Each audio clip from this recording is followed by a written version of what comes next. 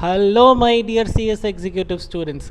Welcome to a discussion on top 20 questions from CS Executive Module 1, Paper 4, Corporate Accounting and Financial Management.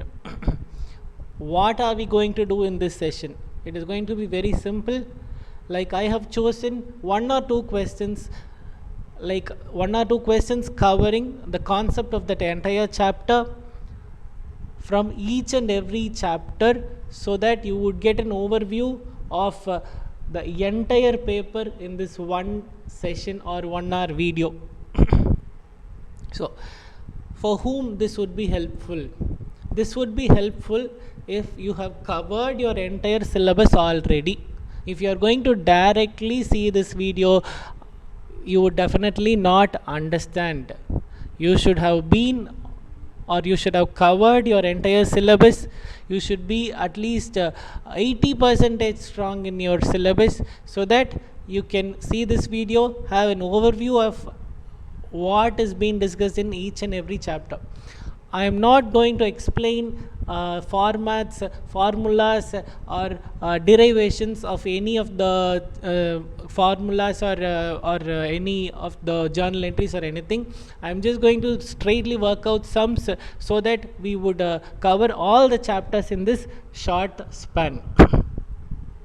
Yes, let us start with the session.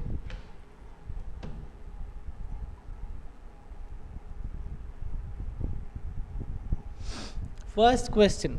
The Board of Directors of Polyplastic Limited resolved that 200 equity shares of ₹100 each be forfeited for non-payment of second and final call of ₹30. Out of these, 150 were reissued at ₹60 per share to Mohit. Show necessary journal entries. What are they telling in this question? Polyplastic is a company.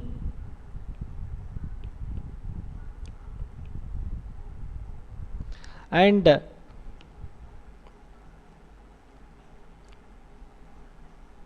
200 equity shares of ₹100 each.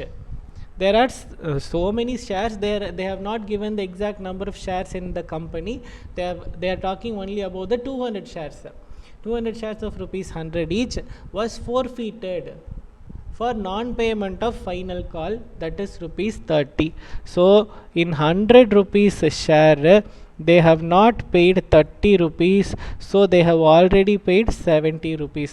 How many number of shares there are totally? There are totally 200 number of shares. So we have already received 14,000 rupees. We have not yet received 6,000 rupees, because 30 rupees is non-payment. How did I find this 70? How did I find this 100? 100 is the face value of the share. In that we have not received 30, so we have received 70. Out of these 200 shares, 60 shares were reissued. 150 shares were reissued. Out of these 200 shares, 150 shares were reissued. For how much rupees it was reissued? It was reissued for ₹60 rupees. Okay. Show the necessary journal entries. They are asking us to show the necessary journal entries. So first, let us start with forfeiture entry, and then we should put reissue entry, and then we should transfer the profit on reissue to capital reserve. Yes, first forfeiture entry. What would be the forfeiture entry? Share capital to calls in arrears to share forfeiture. Next, reissue entry. For reissue entry, let us put bank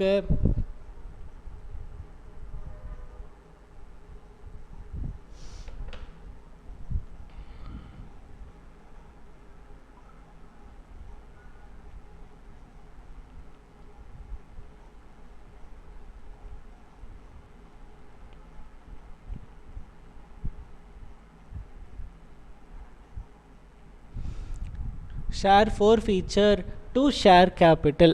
Next one, profit on reissue should be transferred to capital reserve. For that also I'll put entry share forfeiture to capital reserve. Okay, let us start from the first entry. First entry is forfeiture entry, that is share capital to calls in arrears to share forfeiture. What amount will come in the share capital account?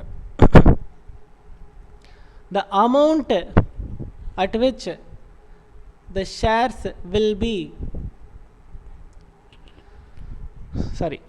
the amount which has been called up. We will not worry about whether the shareholder has paid or not. The amount which has been called up by the company will come in share capital account. How much they have called up? Entire 100 rupees they have called up.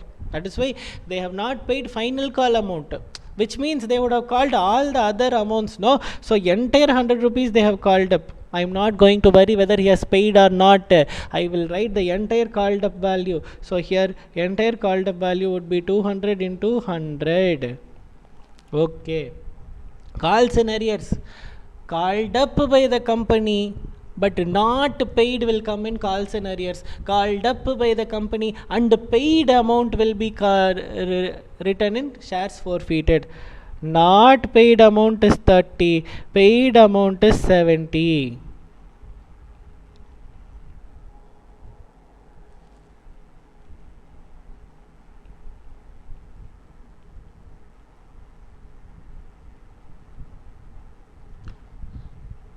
Next one. Bank account, share forfeiture account to share capital account. Bank account, what we will write? The amount that we have received should come in bank account. When we will receive amount in bank account? When we reissue the shares. So the second entry is all about reissue. How many shares we have reissued? We have reissued only 150 shares. So this entire amount is going to be, for number of shares is going to be only 150. What is the face value of share? 100. That amount should come in share capital. How much amount we are receiving? Only 60. So that amount should come here. So we are receiving lesser amount. Why we are receiving 100 rupees face value of share? We are receiving only how much? We are receiving only 60. Why? Because this is a second hand share. We have already issued the share. He has not paid the final call. So we have forfeited and we have again reissued to someone else. So what that new shareholder told, see, this is not a new share. You have already issued to someone else. He hasn't paid, so you are coming to me. I will not pay the entire value 100 rupees. I will pay only discounted value. I will pay only 60. Why this discount we have to give? Because of forfeiture. Because that first shareholder didn't pay, we are giving a discount. So this loss of 40 is due to forfeiture. So I am debiting it to forfeiture account. Hope you are clear. Now let us calculate profit on reissue. Now how much shares we are reissuing? Take that number of shares alone, 150. Initially how much we received from the share? 70. Next how much we received? 60. So total how much we have received? 130. 150 shares into 130 rupees. Normally how much we would have received if it was normal issue? That would be 100. 130 into 150. Let us calculate.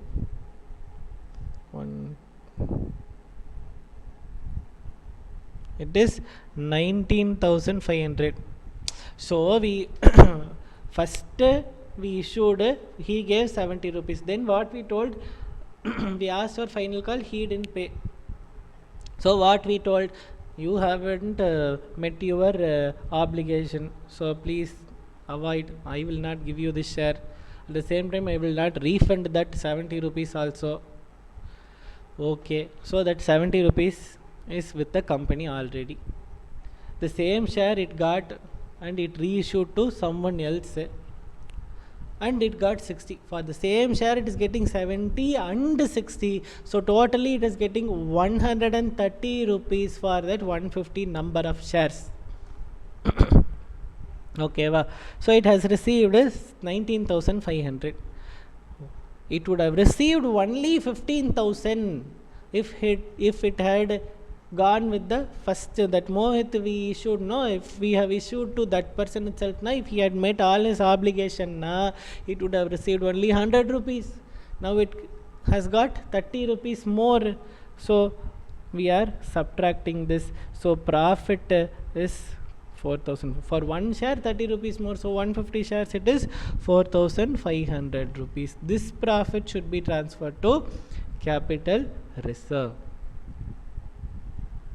Hope you are clear with this sum. Now let us move on to the next sum. In this sum they have asked journalize the following transaction. So this sum is all about debentures. Issue of 12% 1 lakh debentures of rupees 100 each at par, that is issued at par and redeemable at par. So what entry we will put? First scenario, there is no loss at all, so bank account to 12% debentures account. How much? 1 lakh into 100, so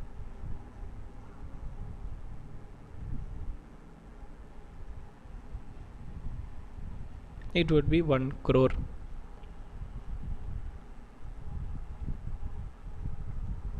Okay,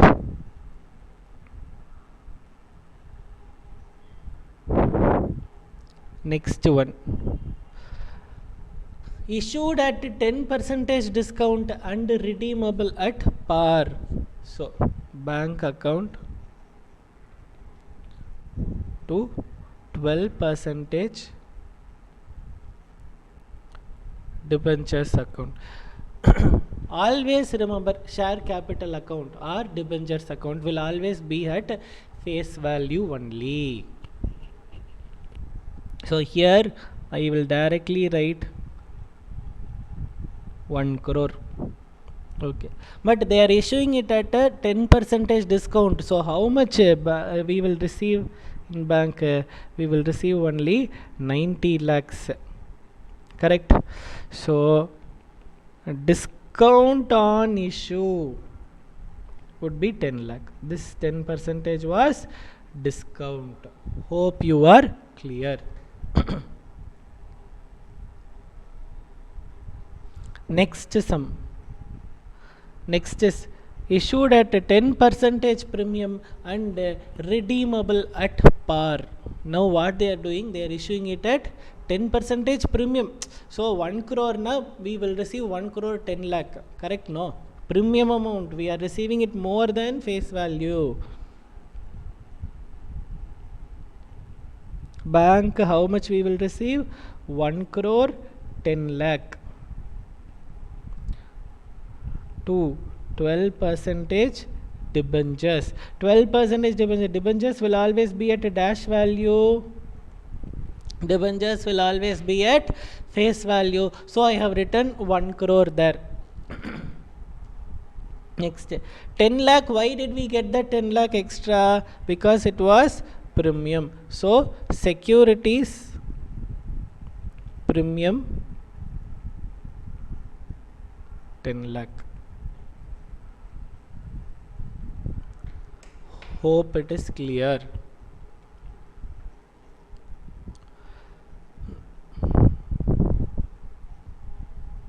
Next, fourth question. Issued at 10% premium, redeemable at a premium of 5%. First we shall put entry for issue, then we will search the entry for redemption. I will leave space wherever necessary.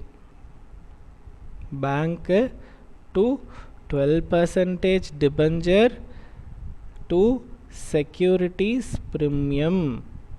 Same question only. Last question 1 crore 10 lakh. Here also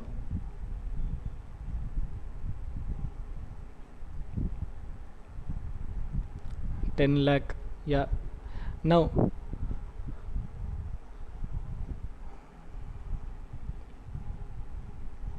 redeemable at a premium of 5 percentage. What is that redeemable at a premium of 5 percentage? At the time of redemption, the company will have to pay 5 percentage extra than face value. So it is going to be a loss. The value of the debenture is only 1 crore. The document says only 1 crore. But the company has to pay back how much? 1 crore 5 lakh, 5 percentage more. So that is a loss for the company. And at the time of issue itself, we are telling that we are going to redeem it at premium. So we know the loss now itself. So this is prudence principle. Provide for all losses. So we'll provide for this loss now itself.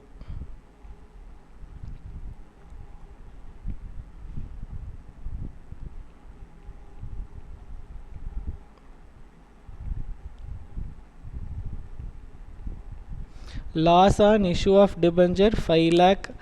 Why this loss came? This loss came because premium on redemption of debentures, and that is also 5 lakh. Hope it is clear. Then issued at par and redeemable at premium. This is very easy. Issued at par only. Bank to 12 percentage debentures, and this is also going to be 1 crore. This is also going to be 1 crore. Now they have done a redemption at 5 percentage. We already saw redemption, loss on issue, and to premium on redemption, and this is going to be 5 lakh, and this is also going to be 5 lakh. So fifth one was easy. Sixth one, issued at discount, redeemable at par. First what we'll do, we'll put entry for issue, then we'll put entry for redemption.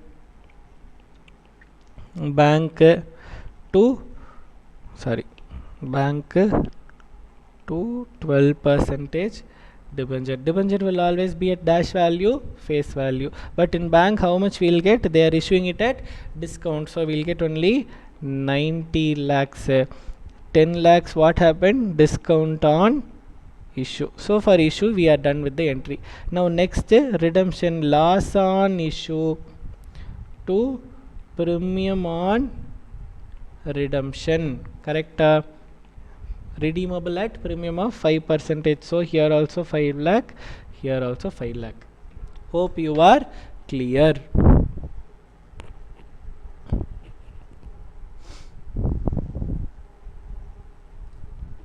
Now let us move on to the next question. Third question. Moonlight Limited issued 50,000 shares, of which 60 percentage, total there are 50,000 shares, and on this 60 percentage, that is 30,000 shares. Okay, 30,000 shares were underwritten by green applications for 45,000 shares were received. So we are yet to receive 5,000 more shares. Applications were received in all, out of which 26,000 were marked. Marked na, what is the meaning? Marked na, it was received through underwriter. Unmarked na, then it would have received from, it would have issued by company directly. That is only unmarked and marked. So underwriter has issued 26,000 applications. So he is yet to do his work for 4,000 more shares. So what is the liability of Green Limited? 4,000 shares. That is all. See, simple. There are totally 50,000 shares. 60% was underwritten. He has promised it to that he will either sell out 60,000 applications or he will himself buy. That was what he has promised. Sorry, not 60,000. It is 60% application he will sell or he will himself buy. So in that 60%, that is 30,000 number of shares, 26,000 only he was able to issue. So balance 4,000, what will happen? Balance 4,000 he will have to buy. This was what happened. So net liability of Green Limited would be 4,000 applications. Hope you are clear. Next one is holding subsidiary company, that is from the following balance sheet of H Limited and its subsidiary S Limited as on 31/12/2022 prepare consolidated balance sheet. Thumb rule of consolidated balance sheet, except for this and these two, that is share capital, reserves and surplus from the liability side and investment of H company in S company on the asset side. Except for these item, all the other items we will simply add and write. That is all.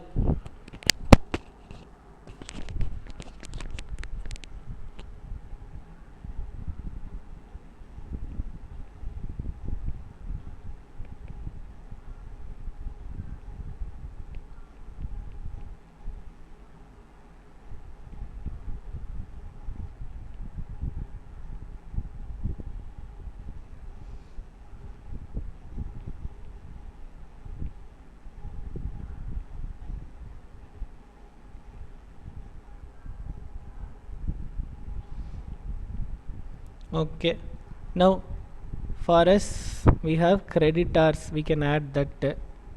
So this is done. Then we have sundry assets, 3,50,000 plus 2,60,000.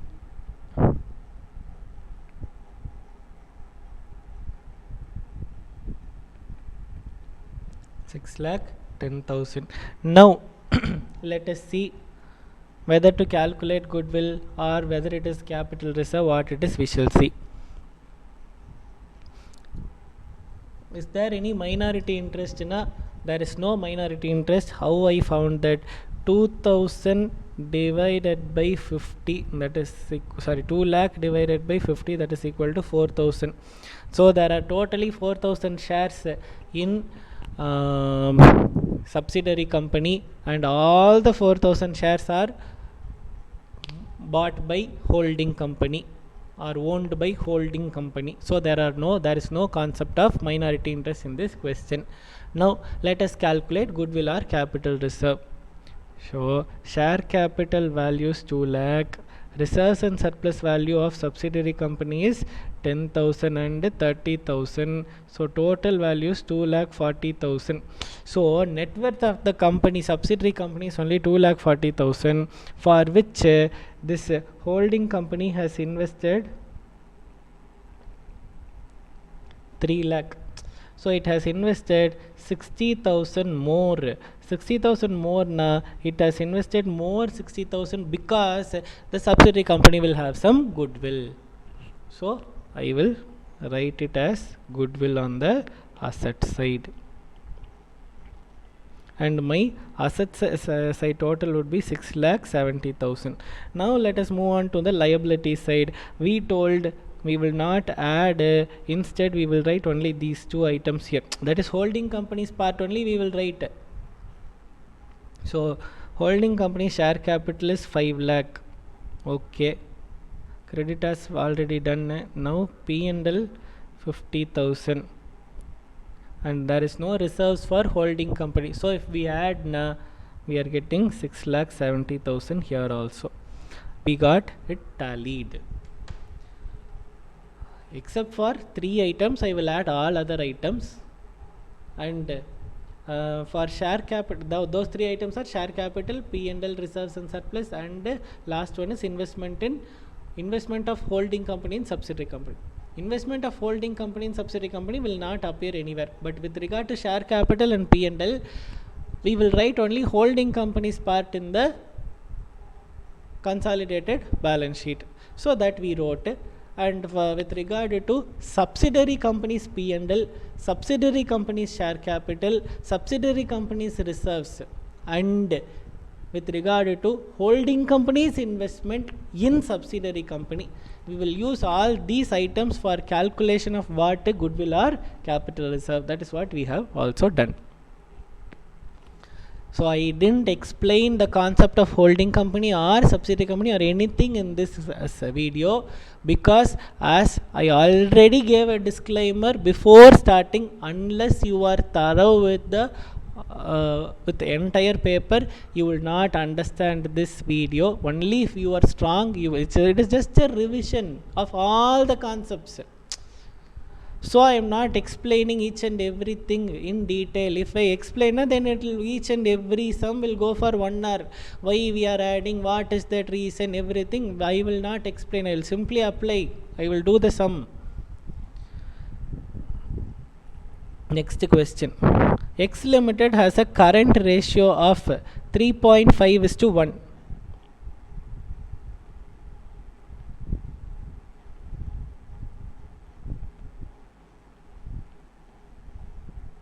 Then liquid ratio or quick ratio of 2:1. Excess of current asset over quick asset represent inventories.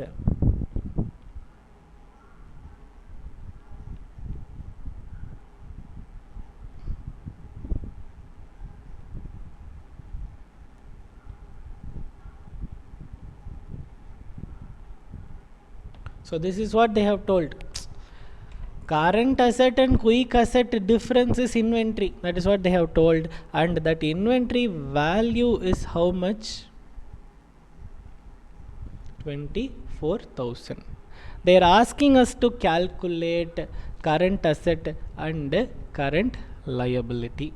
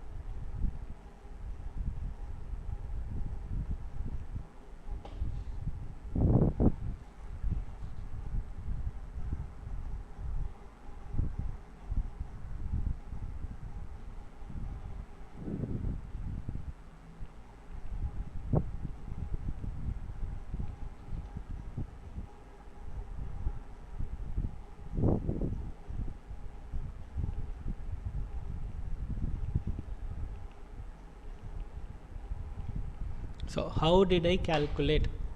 Simple. Current asset minus current liability, that is 3.5 is current asset part, no, here. Quick asset part is 2. What they are telling, current asset and quick asset difference is inventory, and that inventory is 24,000. So what we did, see, this is proportion, 3.5:1, 2:1. So what I did, I added a x there. 3.5x minus 2x is equal to 24,000. Difference is 24,000. So it is in proportion. So I am putting one x there. So 3.5x minus 2.5x is equal to 24,000.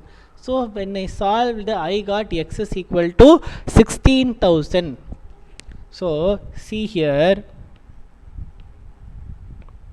This is 3.5x, this is 1x, this is 2x, this is 1x. So if I want current asset na 3.5 into x, 3.5 into 16,000, I got 56,000. If I want current liability na 1 into x, that is 16,000. That is all. Hope you are clear with this sum. From exam point of view, they will definitely ask balance sheet based sum. That is, this would be a working there, but other than this they would give few more ratios, and they will ask us to complete an incomplete balance sheet. That is what they are doing in the exam. And in few scenarios they are giving a very big, like almost 2 pages they are giving question. They would have written theory content, everything, and they are asking very few basic ratios only. Don't get scared on seeing the question paper. Ratios chapter, you know the formula, apply it, you will get the answer. Don't read the on reading the question, don't get panic. That would not help you in the exam hall. At the same time, I just wanted to tell each and every one of you, please don't read the first question and get scared. Always that first question is printed for 3 to 4 pages, and they are threatening you. Don't get scared. Turn. If you are not strong in that first question, please turn the page. My suggestion is read the first question very later, very like almost in the end you read the first question. We shall see it later. I don't mean first chapter question, I mean the first question which is printed in your question paper. That is always lengthy. It is given to threaten you only. Please turn the question paper, read from the second question, attend full question paper, then come to first question and attend it. There is no thumb rule that you will have to attend the questions in the same order and all. So please avoid. Last we can attend. Before that, I have complete all other sums. Okay. Now, next is regarding to cash flow statement. Cash flow statement, rather than working out what I thought, you will have to identify each and every item to which activity it should go, because in exam they are not asking all the activities. Sometimes they are asking only financing activity. To last previous year question paper, they have given only financing activity as question. Sometimes they are asking one working note and operating activity question. So you will have to they will give a number of items, in from that or they will give a scenario, and from that you will have to identify what all items I should take to financing activity, or what all items I should take to investing, which all item I will have to take to operating activity. It is not going to be a tough question for you. It is going to be easy question, but you are failing to identify to which activity it is going. That is why we are finding it difficult. Yeah, so I thought such a choose would be easy for you. So first question, loans and advances given to the following and interest earned on them. So first loan and advance given to supplier, it would be operating activity. To employee, operating activity. To subsidiary companies, that would be investing activity, because we are investing in subsidiary company, we will get return. So that is different. To employee and to supplier and all, that is day-to-day operation. So that is operating activity. Then investment made in subsidiary company and dividend received, both whatever investment made and whatever return we are getting from such investment is investing activity. Dividend paid, dividend we are paying. We don't have cash, so we have taken loan, so we are paying dividend. We are taken loan in the sense we are raised share capital and we are paying dividend, so that is financing activity. Then TDS on interest income on investment. If you see the word investing activity given to supplier, operating activity, see the person. That is only we'll have to note, not the amount. See, I never noted TDS or dividend or nothing. I didn't see to whom it is given, only we saw, and from whom we are receiving, that only we should see.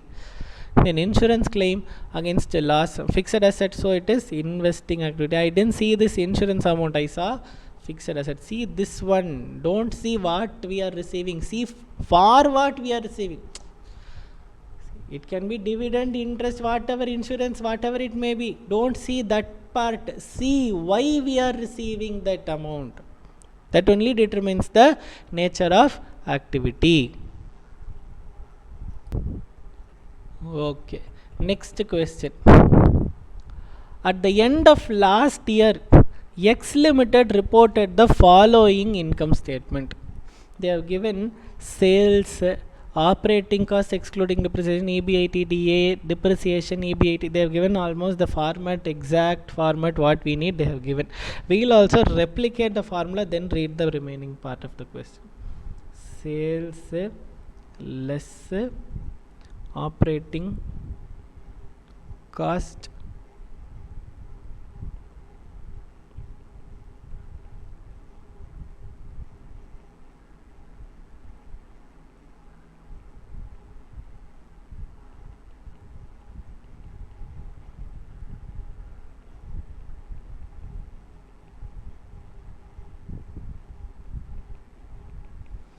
So we have replicated the formula. Now what they are telling, year end sales are expected to be 10% higher than last year. So 3000 plus 10%. This is what they have told. So in this year the sales is going to be 3300. Next, year end operating costs excluding depreciation are expected to be 80% of year end sales. So 3300 into 80%. We should not take this amount. They have given specifically. So it is going to be 2640. Next, depreciation is expected to be same rate as sales. So sales increased by 10%, no. So depreciation would also increase by 10%. 250 plus 10%. So 25. So total 275 it would be. Then interest costs remained unchanged. So interest was already 125, and here also I will write 125. Then tax rate remain at 40%. So if we find profit, we will find tax. So here till this we'll get 660, and then 275 if we subtract we'll get 385. From that 125 if we subtract we'll get 260, and in this 40% would be tax, that would be 104. So I'll get 156. So this is going to be my earnings after tax. Next question. A project cost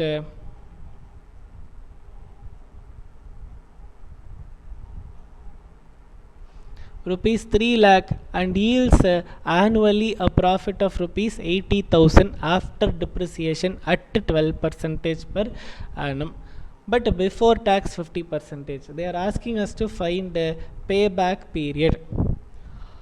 Always while for calculating payback period we need cash flow. So first we'll have to find cash flow, then we'll find payback period.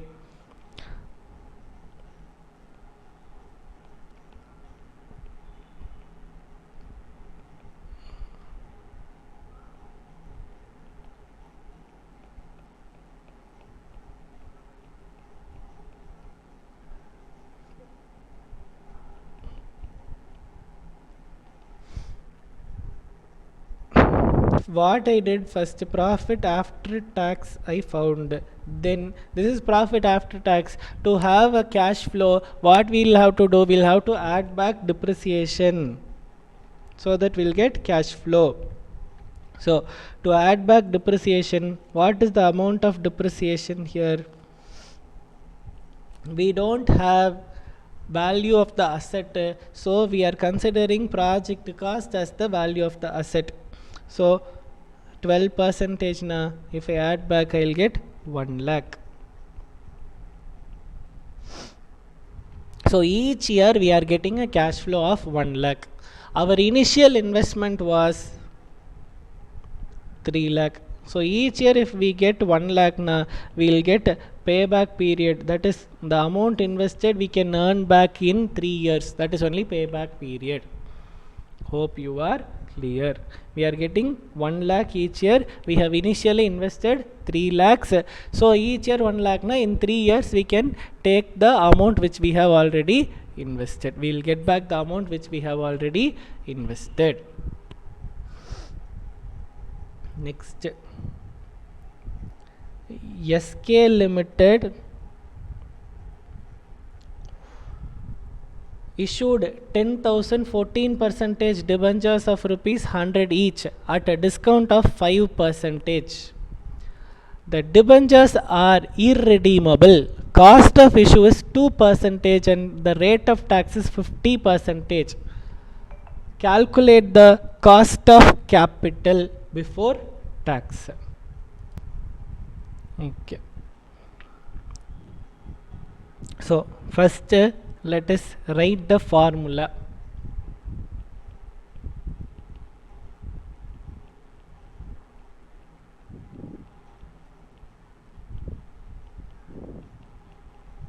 The formula, I have written this formula because it is irredeemable debenture. What is the interest? Interest is 14. What is tax rate? 1 minus 0.5 divided by what is the net proceeds? 100 rupees is the amount that we will have to get, but 5 rupees we have given discount, and then 2 rupees was cost of issue, so we would have got only 93 rupees. So denominator would be 93 into 100. So if we calculate, we will get the percentage. How much percentage we are getting? 7 divided by 93 into 100.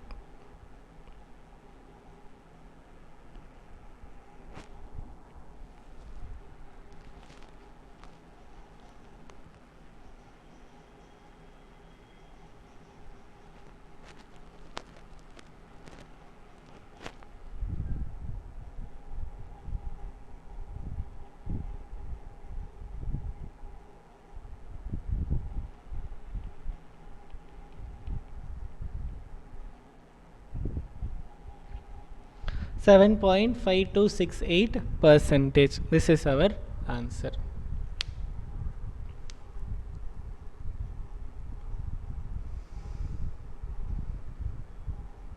Next question.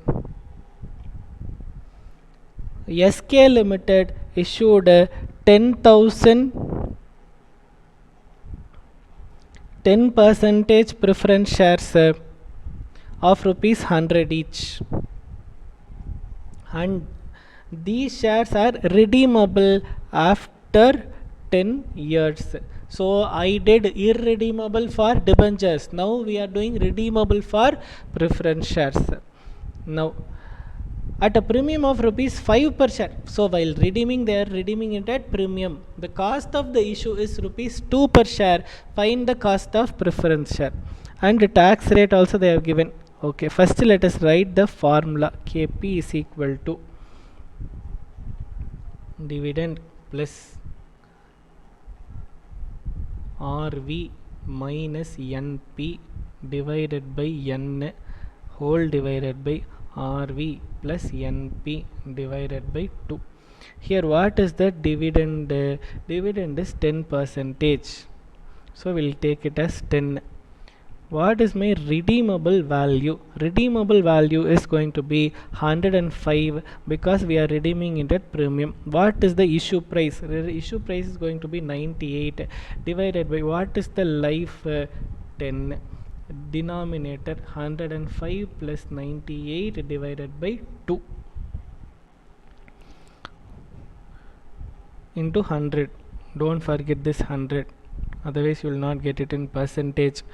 So if we solve this, we will get 10.54%.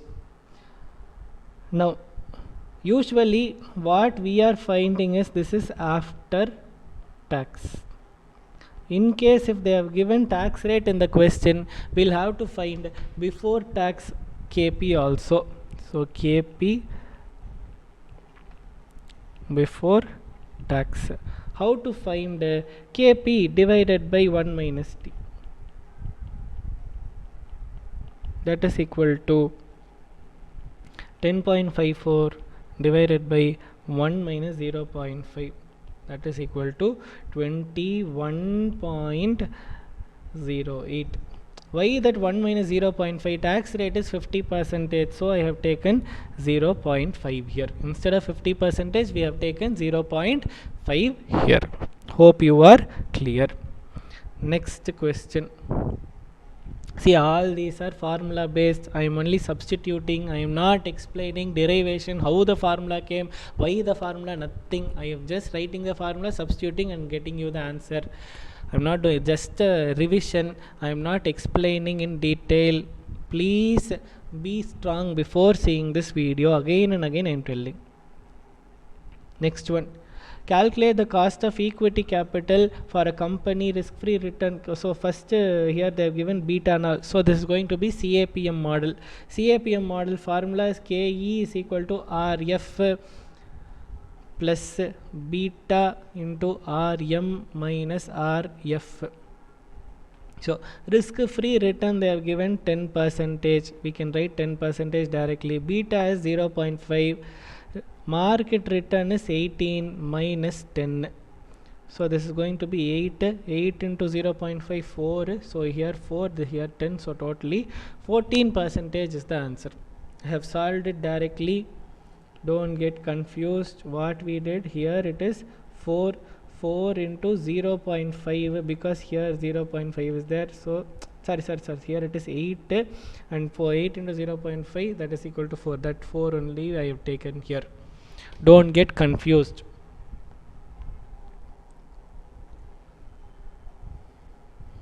Next sum.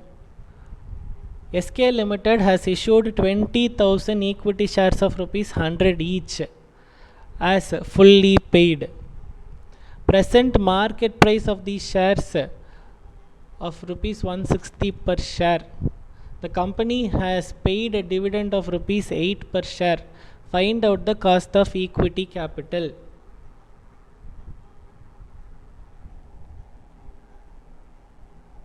Dividend they have given. So dividend price approach. The 8 divided by net proceeds would be 160. I need not see this face value into 100. That is all. DPS divided by MPS into 100, that is dividend per share divided by market price per share into 100. That is the formula. That is what even I have substituted. You do it for 20,000 shares or 1 share, your answer is going to be the same.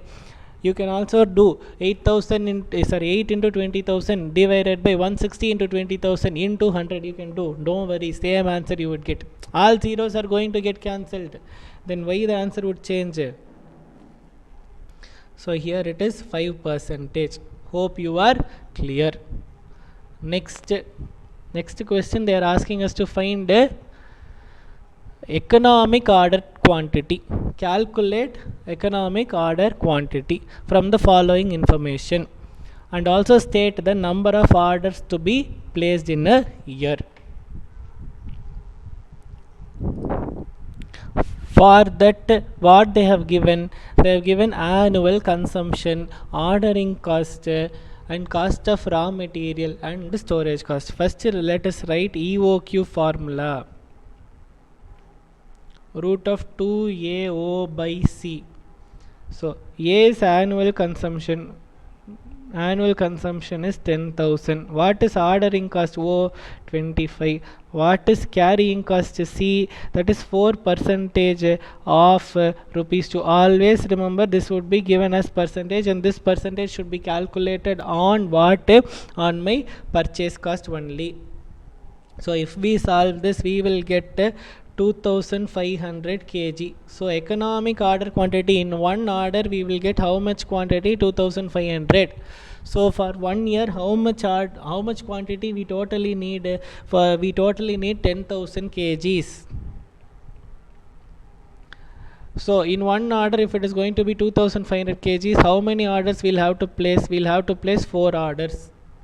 So that is the answer. State the number of orders and EOQ. EOQ is how much? 2500. Number of orders is 4 orders. Hope you are clear. Next question. Top Cements Limited presents the following information, and you are required to calculate funds from operation. For calculating funds from operation, they have given a profit and loss account. What we'll have to prepare? We'll have to prepare adjusted P&L. For calculating adjusted P&L account, we just need the data from P&L account only, and from that we will ignore only few items. Except those items, all other items we'll also write. So I'll just replicate the P&L, and wherever necessary we'll ignore those amounts alone. That would be easy. In your book, the format is quite different. They have given the new format. It would be easy if you learn in the old format. Old format you do it in pencil. You will get the answer. Then you change it to new format. That would be easy for you. Rather than directly, if you directly applying, it will be like learning something new. If you are going to apply in the old format, you are just going to erase 2 or 3 items. That is all. It will be easy, to erase. So, to operating expense, to depreciation, to loss on sale of building,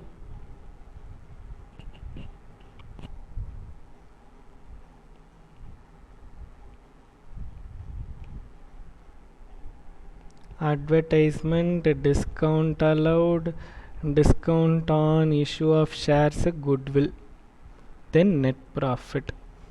Then here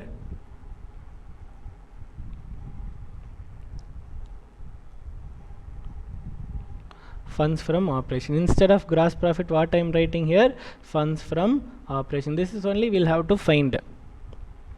Now we are not actually preparing a statement where we are going to originally calculate funds from operation. Rather we are doing P&L account where we will start with the profit. That is going to be one source. Funds from operation is going to be a source.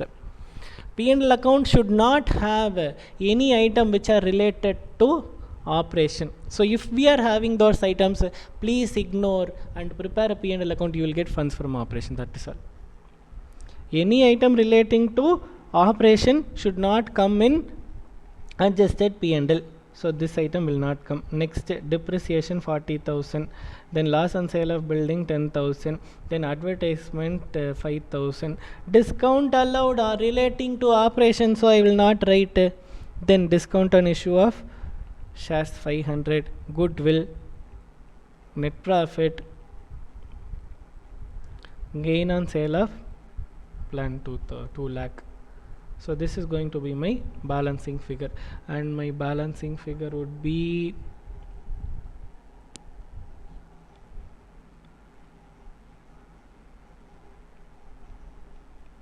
$99,500. This is my funds from operation.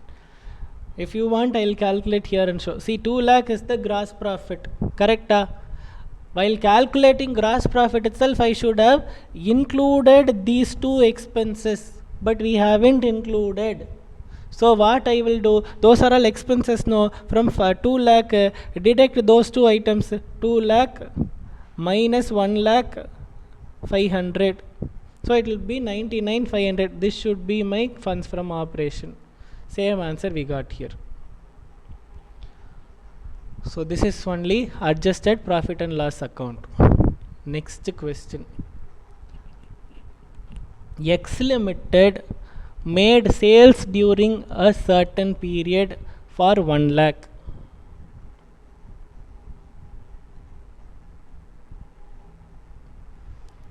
And net profit for the same period is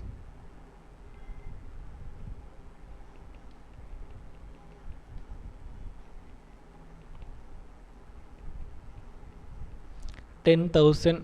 Fixed cost is 15,000. They are asking us to find PV ratio and sales required to generate a profit of 15,000.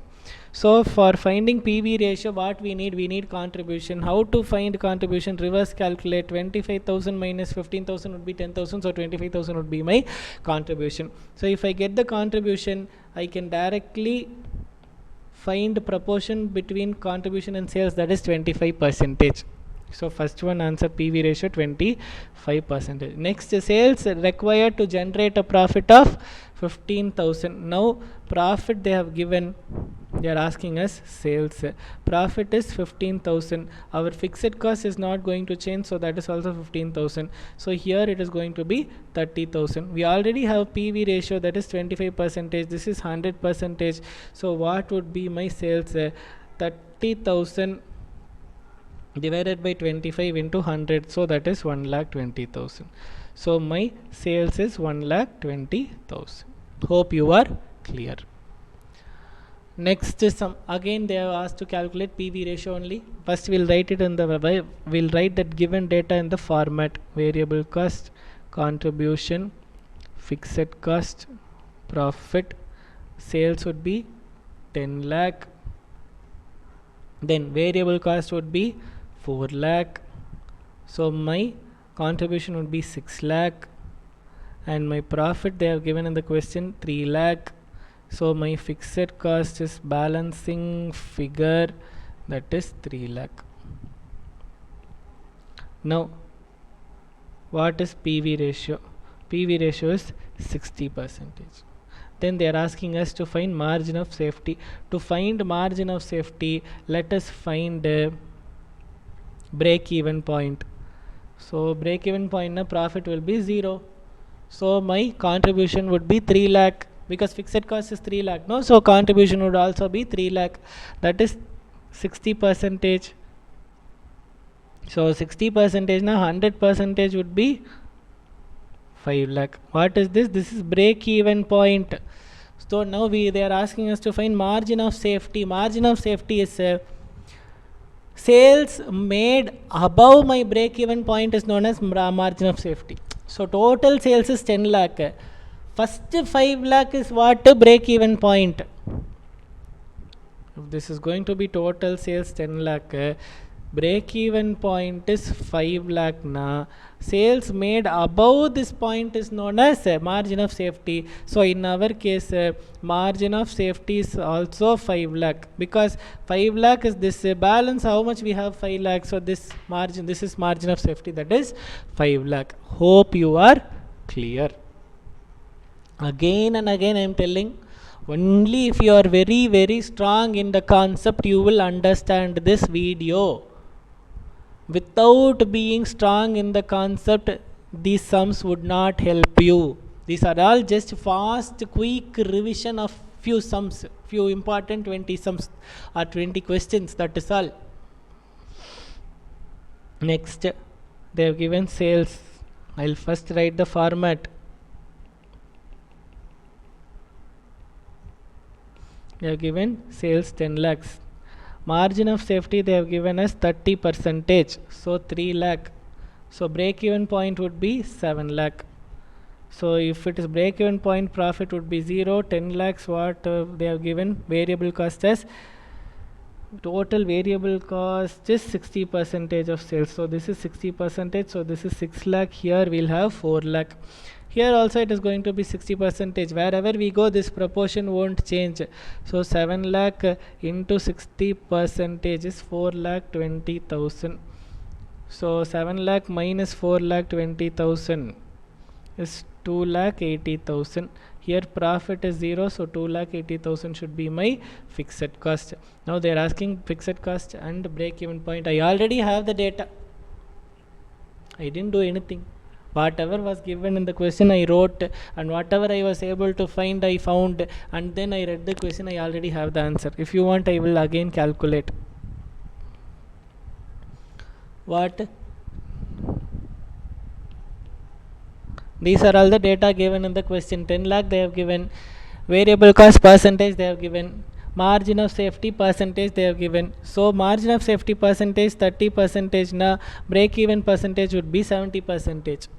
So 10 lakh 70% na, it would be 7 lakhs. So break even sales we got. Next one, they are asking for fixed cost. So for finding fixed cost, 60% is my variable cost, so that is 4,20,000.